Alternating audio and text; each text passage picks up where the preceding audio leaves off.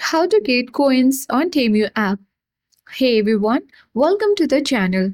This is Rose and I'm here to guide you on how to get coins on Temu app. Watch the video till the end and without any further ado, let's dive right into the video. Launch Temu application on your device. Make sure to sign in and log into your account. Tap U icon at bottom center of the screen. Select on credits and free gifts. If you don't find the option here, go ahead and open settings at the top right corner of the screen. You will easily find the option on this section.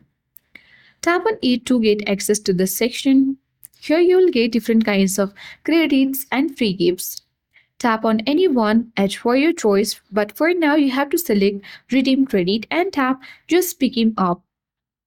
Once you're on the section, you can easily get coins on Temu app easily by tapping the Refer New App Users.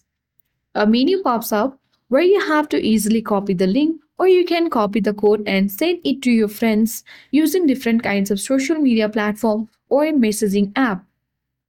Once they accept the invitation that you have sent from here, then after that you will easily get different kinds of coins on the Temu app easily. So that's all for today. Hope this video helped you.